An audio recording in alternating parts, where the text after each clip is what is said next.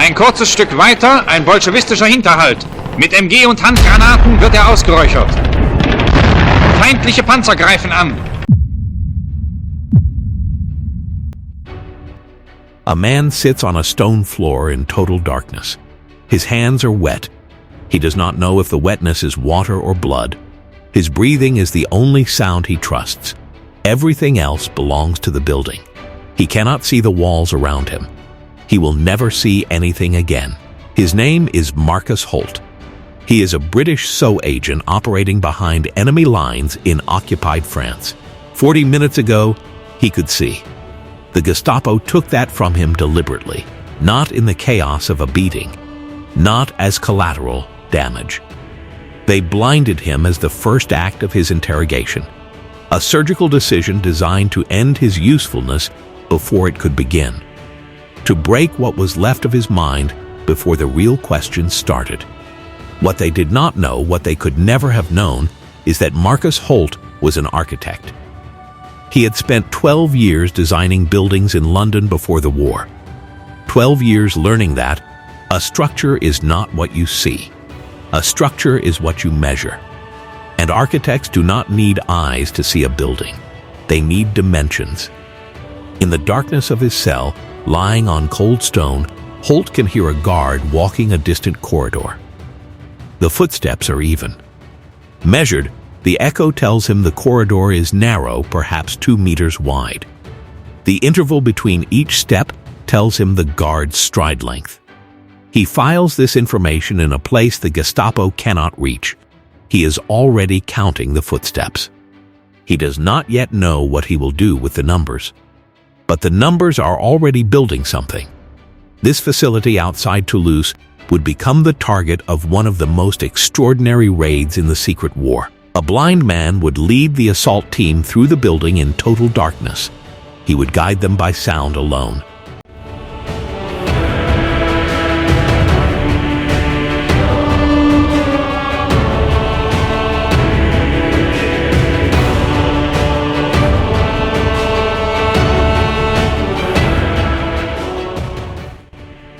Every corridor, every turn, every door. But that comes later. By the autumn of 1943, southern France was a country with 2 wars. One was visible checkpoints, curfews, the gray uniforms on every corner of every town. German soldiers patrolled the railway stations. Gestapo officers requisitioned the finest buildings for their headquarters. Informers collected payments in unmarked envelopes. The machinery of occupation was thorough, and it was everywhere. The other war was invisible. It moved through farmhouse attics and basement printing presses, through coded messages carried in the linings of suitcases, through radio signals transmitted in 3-minute bursts before the direction finding, trucks could triangulate. Beneath the occupation, the Special Operations Executive ran a web of agents and saboteurs. So was Churchill's creation a secret organization built to, as he put it, set Europe ablaze. The men and women inside France had a simpler word for what they did. They called it survival. Toulouse was a fulcrum. The city sat at the crossroads of 3 major resistance networks stretching from the Pyrenees to the massive Central. Couriers passed through its rail stations carrying microfilm sewn into their coat buttons. Wireless operators transmitted from its attics, knowing they had 3 minutes before the German detection vans found them. Arms drops landed in the fields outside the city on moonless nights. And the Gestapo knew all of it. Not the details, not yet, but the shape. They knew Toulouse was the junction box of the southwestern resistance, and they built a facility outside the city specifically to dismantle it. This was not a field office. It was a nerve center. It housed interrogation rooms, a communications hub, and a signals intelligence unit equipped with radio direction finding apparatus. From this single building, the Gestapo tracked resistance radio transmissions across 5 departments. Every wireless operator the Germans caught in the southwest, they brought here first. Every captured courier, every suspected agent. The building was designed to consume the resistance from the inside. And it was working. In the 6 months before Holt arrived, the Gestapo had rolled up 2 courier networks and captured 4 wireless operators. Each capture led to the next. Each interrogation produced another name, another address, another frequency. The resistance was bleeding and it could not find the wound. The wound was the facility. Marcus Holt arrived in France in early 1943. He was not a soldier. He was a 34-year-old architect recruited by SOE for 2 reasons: his fluent French and his memory. SOE valued memory above almost everything else in its agents. An agent who could memorize a dead-drop location after a single glance, who could hold a cipher key in their head for a week without writing it down, who could recall a contact's face from a 3-second meeting. That agent lived longer. Holt's memory was something beyond that. His instructors at the SOE training school in Beaulieu noticed it during his first week. He could walk through a building once, just once, and reconstruct its complete floor plan from memory. Room dimensions accurate to within half a meter. Door placements exact. Window positions, stairwell locations, even electrical conduit routes, all stored and retrievable. SOE trained him in demolitions, silent killing, clandestine communications, and resistance to interrogation.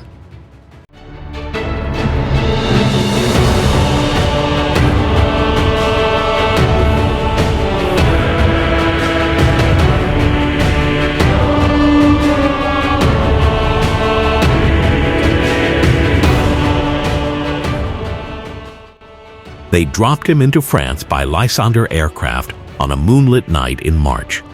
His mission was to support resistance logistics near Toulouse. He lasted 11 weeks before the Gestapo found him. What happened next should have been the end of his story. It became the beginning. The Gestapo had a protocol for captured SOE agents. It had been refined through 2 years of experience, and it was ruthlessly effective. They knew London trained its operatives to resist interrogation for 48 hours. 2 days of silence, that was the window. 48 hours in which every contact the captured agent knew would have time to disappear. Every safe house could be abandoned. Every wireless set moved. Every cipher changed. The 48-hour rule was SOE's lifeline.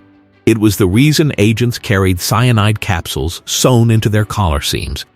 If they could not hold for 2 days, they had one alternative. Some used it. The Gestapo's response to the 48-hour rule was simple and brutal. Break the agent before the clock starts. Not after the first day. Not after the first 12 hours. Before, Holt's interrogation started within an hour of his capture.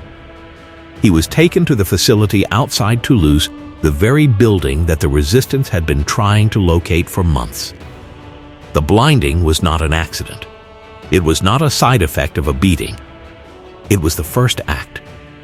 Deliberate, clinical, intended to destroy his operational capacity instantly and permanently. The logic was straightforward. A blind agent could not identify faces, could not read documents, could not navigate an escape route through unfamiliar terrain, could not signal, could not function. A blind agent was an empty container, something to be questioned at leisure and discarded. That was the Gestapo's assessment. It was catastrophically wrong. They put Holt in a cell and left him there. A broken tool. Something to question later, at their convenience. They did not rush. Why would they? He was blind, locked in a building he had never seen, deep inside occupied territory with no contacts who knew his location. He was nothing. But inside that darkness, Marcus Holt's mind did something the Gestapo could not have predicted. It started to build. When you lose your sight, sound becomes architecture. A footstep tells you the width of a corridor by the way the echo spreads. A door hinge tells you which direction the door opens and how heavy it is. An echo tells you the height of a ceiling. The way sound dies in a room tells you whether the walls are bare stone or covered in something softer. Holt had spent 12 years reading buildings before the war. He could estimate room dimensions from a photograph. He could calculate load-bearing walls from a floor plan. He could tell you the approximate age of a building from the proportions of its windows. Now, he had no photographs, no floor plans, no windows. He had something better. He had sound, and he had 3 weeks. Every time a guard walked past his cell, Holt counted. Not the footsteps themselves, the intervals between them. The duration from first audible step to last told him the length of the corridor outside his cell. A guard walking from the main entrance to his cell block took 47 steps. Each step covered roughly 70 centimeters, a standard military stride on a hard surface. That gave him the corridor length, 32 meters. He cataloged every door in the building by its sound. Heavy doors with iron fittings meant exterior walls or secured areas. They had a deep resonance when they closed. Lighter doors with brass handles meant offices. They clicked rather than clanged. Doors that opened inward storage rooms and holding cells. Doors that opened outward corridors and throughways. He logged the hinge positions. Left hung or right hung told him which side of the corridor each room sat on. A left hung door opening outward on the right side of the corridor meant the room behind it extended to the east. He listened for the building's mechanical systems. Water pipes told him the location of lavatories and a small kitchen ground floor western wing. An electrical hum told him where the generator sat below ground level, probably a basement. The motor pool told him even more. Vehicles arrived and departed at regular intervals. He could hear them through 2 walls and a courtyard. He counted engines, never more than 4 running at once. He identified 2 distinct engine types by their pitch. The higher-pitched engines were staff cars Citroëns, most likely requisitioned from French owners. The lower, heavier sound was a supply truck. He tracked their rotation schedule across 3 shift changes per day. Departures at 6 in the morning, 2 in the afternoon, 10 at night. The communications room was his most important discovery. He could hear the teleprinters through his cell wall, a faint rhythmic clacking that ran for hours. 3rd room from the eastern stairwell, 2nd floor. He was certain because the sound carried through the wall at an angle consistent with a room 1 floor above him and approximately 20 meters to his east. In 3 weeks, Holt constructed a complete mental blueprint of the facility. He knew the corridor layout of the main building, 3 floors, 2 stairwells, a central hallway running east-west. He knew the location of the interrogation block ground floor, northern wing, 4 rooms. He knew the communications room on the 2nd floor. He knew the guard rotation down to the minute. He knew there were 11 Gestapo officers on permanent assignment. He counted distinct voice patterns and footfall signatures. He knew they changed shifts at 6-hour intervals. And he knew the facility held prisoners. 23 of them, by his count of meal deliveries. 3 times a day, he heard the meal cart travel the corridor. He counted the stops. 23. He carried all of this in his head. Every measurement, every rotation, every sound mapped to a structure he would never see. The Gestapo thought they had caged a blind man. They had caged a recording instrument. The resistance found a crack not in the building, but in the system. One of the guards at the facility was not Gestapo. He was a locally conscripted Frenchman assigned to perimeter duty. The Germans used local auxiliaries for exterior security. At many of their installations, it freed trained personnel for operational work. His name does not survive in any record that has surfaced. What survives is what he did. A resistance contact, a woman who ran a safe house 14 kilometers south of Toulouse, made the approach. She had been watching the facility's perimeter for weeks, cataloging guard rotations, identifying faces, looking for someone who might be turned. The Frenchman was her best candidate. Young, conscripted, not volunteer. He looked away when prisoners were moved through the courtyard. The bribe was not large. It did not need to be. The guard wanted out as badly as Holt did. What he wanted more than money was the knowledge that helping a prisoner escape would put him on the right side of a war he knew Germany was losing. The extraction happened during a shift change. The 20-minute overlap when outgoing guards left the perimeter posts before incoming guards completed their sweep.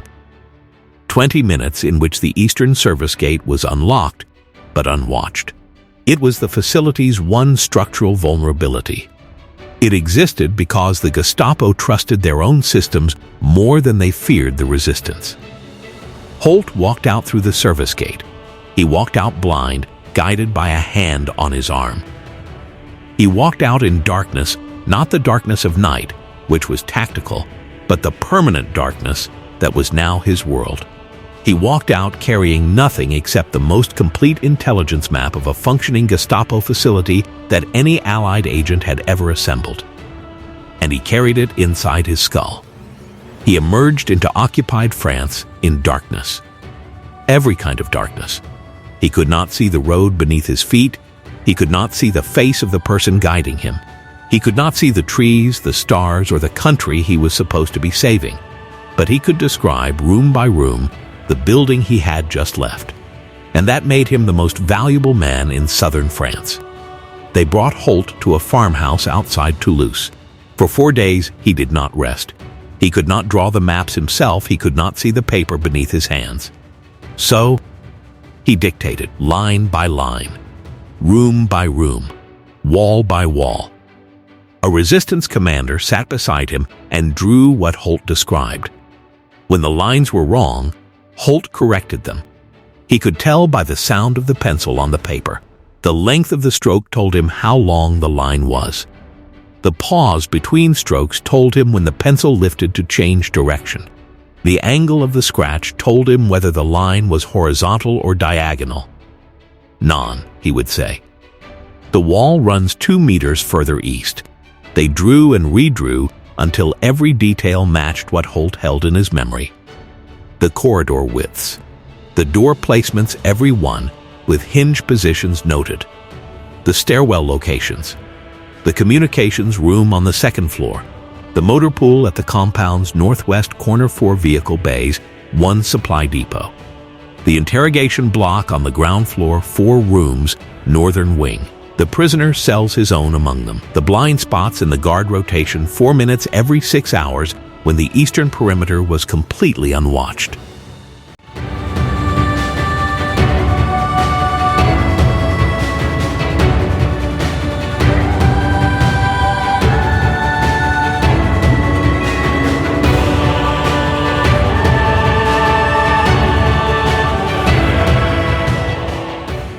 Holt gave them everything. Not a sketch, a blueprint.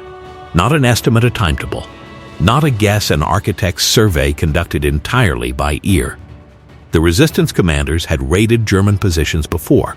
They had hit supply convoys and rail lines. They had ambushed patrols and sabotaged communication cables. They had never had anything like this. They had never had an architect's rendering of the target drawn from inside. Every other raid in the history of the southwestern resistance had been planned from external observation, watching a building from a distance and guessing what was inside. Holt had given them the inside. What they were looking at was a gift purchased with a man's eyes. 12 days. That was the window Holt told them they had. The Gestapo rotated facility security protocols every 3 to 4 weeks. Guard schedules would change. Door locks might be replaced. Prisoner locations would shift. His intelligence would expire like medicine left too long on the shelf. 12 days or the map in his head became worthless. The raid was not a decision that came easily. The local resistance commander, coordinating with an SOE liaison officer still operating in the Toulouse circuit, faced a calculation with no clean answer. The decision was to launch a full assault on a fortified Gestapo facility using the intelligence of a man who had never seen the building he was describing. The reasoning was sound, but desperate. The facility housed the signals intelligence unit that was tracking and killing resistance radio operators across 5 departments. Every day the facility operated, the Gestapo moved closer to dismantling the entire southwestern network. and 23 prisoners sat inside its walls, some of them resistance operatives whose knowledge, under interrogation, could unravel everything. The risk was absolute. If Holt's map was wrong, if a single corridor was misplaced, if a guard rotation had shifted by even 15 minutes, if the communications room had been moved, the raiding party would walk into a kill zone. The Gestapo would not only destroy the attackers, they would trace the operation backward through every safe house, every courier route, and every wireless operator in the network. The raid would not just fail, it would end the resistance in the southwest. They launched the raid. They had no alternative. The facility was bleeding their networks dry, and every day they waited brought the Gestapo closer to a complete roll-up. The assault team was a combined 4 SOE operatives and Maquis fighters drawn from 3 different cells. The plan relied entirely on Holt's blueprint. 2 teams, one through the eastern service gate during the 4-minute gap in perimeter coverage that Holt had identified, one through a ground floor window on the building's south face. Holt knew that window was barred, but not locked. He knew because he had heard the bars rattle loose when the wind hit them. A loose bar makes a different sound from a secured one, a metallic vibration instead of silence. He had listened to that sound for 21 days. He was certain. Then, Marcus Holt made a demand that stunned every man in the room. He insisted on going in with them, a blind man, walking into a Gestapo facility at night, during a firefight. His argument was not emotional, it was architectural. He told them a truth that none of them could argue with. "You have my drawings," he said, "but drawings do not know what they sound like from the inside. I do." He could navigate the building in total darkness by sound alone. He had done it for 3 weeks. Darkness was not a disadvantage for Marcus Holt. It was the only environment he knew. 12 days after Holt's escape, the raiding party moved. They approached the facility at 0200 on a night with no moon. 14 fighters. 6 carried Sten guns, 4 carried demolition charges built from plastic explosive supplied by SOE airdrops. The rest carried pistols and knives. Holt walked with the Eastern Entry team. A fighter held his arm not to guide him, but to steady him over uneven ground. His feet knew the rest. He had memorized the gravel path from the service gate to the building's east entrance. 17 steps on gravel, then concrete, then 3 steps up, then the door. The door opened exactly where he said it would. The corridor beyond ran exactly the distance he had calculated. The first test of his blueprint passed in the dark. Inside the building, the team split. The southern team entered through the window with the loose bars. They pulled 2 bars free in under 40 seconds. The bars came out exactly as Holt had predicted, corroded at the base, secured only by habit and assumption. Holt talks the eastern team through every turn. First corridor 9 meters. Left turn. Second corridor 14 meters, slightly narrower. The ceiling drops, he had told them this, where the original building meets a later extension. The door to the communications room, third on the right, opens inward, iron handle. He calls each turn before they reach it. His voice is low and steady. He has rehearsed this walk 1,000 times in his cell. Every night, lying on his cot, he walked this building in his mind, counting, mapping, preparing for a moment he did not know would come.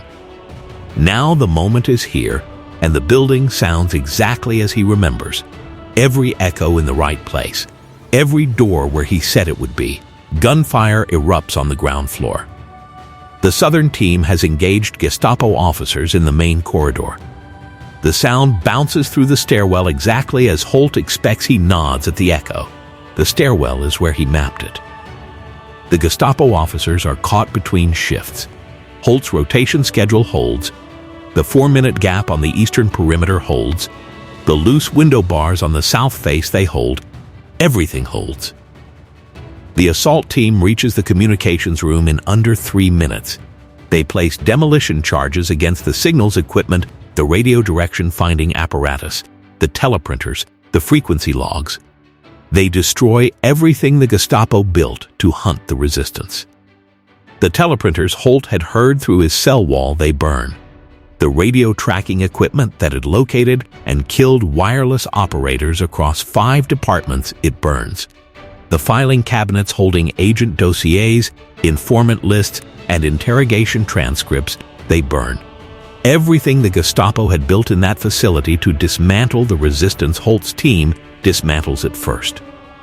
23 prisoners walked out of that facility. Some had been inside for weeks, others for months. Several were resistance operatives whose capture had never been reported to London agents who had simply vanished into the Gestapo's machinery and been presumed dead. They were not dead. They walked out because a blind man remembered where their cells were. He remembered the sound of the meal cart stopping 23 times. He remembered which doors opened on the left and which on the right. He remembered the distance between each cell and the nearest stairwell. 11 Gestapo officers died in the raid. Among them were the 2 signals intelligence specialists who had been responsible for tracking resistance radio transmissions. Their expertise died with them. The raiding party suffered casualties the exact number has not survived in accessible records. The price of the raid was not free. The facility's communications infrastructure was destroyed, not damaged. Destroyed, the equipment, the records, the institutional knowledge, all of it gone in a single night. For 6 weeks, Gestapo signals intelligence in southwest France went dark. 6 weeks of silence. 6 weeks in which resistance radio operators transmitted without being hunted. 6 weeks in which couriers moved through Toulouse without interception. 6 weeks in which arms drops landed in fields and were collected without ambush. 6 weeks in which the resistance rebuilt what the Gestapo had spent months tearing apart. 6 weeks that the Gestapo never fully recovered from before the Allied invasions rendered their operations irrelevant. The raid did not win the war. No single raid ever does. But it kept a network alive that the Germans had been strangling one agent at a time. It bought time measured in transmissions sent and agents not captured. It bought time measured in operations planned and executed. It bought time measured in 23 human lives pulled out of a building designed to make them disappear. The Gestapo rebuilt. They always did. They found new premises. They requisitioned new equipment. They brought in new personnel. But they rebuilt blind without their files, without their direction-finding logs, without their maps of resistance networks, without their lists of informants and suspects. They rebuilt without the 2 specialists who understood how the southwestern networks communicated. A blind man had blinded them. Marcus Holt never regained his sight. The damage was permanent and complete. After the raid, the resistance could not keep him in France. A blind British agent was a liability that no safe house could sustain indefinitely. They moved him south through an evasion line that crossed the Pyrenees on foot, a grueling mountain passage even for a man who could see the path. Holt crossed it in darkness, guided by a pursuer who held his arm and counted steps for him. He reached Spain. From Spain, a British consular contact arranged his passage to Gibraltar. From Gibraltar, he flew to England. He arrived in early 1944. SOE debriefed him for 3 days. They recorded everything he could tell them about the Gestapo's methods, their interrogation protocols, their facility layouts, their personnel structures. His intelligence was filed and distributed to other SOE sections operating in occupied Europe. His operational career was over. He did not receive the decorations that other agents received. There was no distinguished service order, no military cross. His operation was not the kind that generated headlines or medal citations. The kind kept other operations alive. The kind that worked in darkness, every kind of darkness. The kind that no one would hear about until the files were declassified decades later. When asked, after the war, whether the loss of his sight was worth what the raid accomplished, Holt's answer was not the answer of a soldier. It was the answer of an architect. He did not speak of duty or patriotism. He did not speak of sacrifice. He did not frame it as heroism. He considered the exchange in the same terms he would have considered a building contract inputs measured against outputs, costs weighed against deliverables. He considered the trade equitable. 5 words. An architect's verdict on his own blindness. The building was destroyed. The prisoners walked out. The network survived. The signals went dark for 6 weeks. The resistance endured. The trade was equitable. Somewhere in that echo, the echo of a heavy iron door closing on a stone corridor in a facility outside Toulouse in 1943, a man is still counting footsteps. There are thousands of stories like those that this one buried in classified files and family memories. Stories the textbooks never carried. Stories that survived only because someone, somewhere, wrote them down before the last witness was gone. If this one stayed with you, share it with someone who needs to hear it. Subscribe so the next one finds you. And leave a comment, because some of you carry pieces of this history in your own families. We read every one.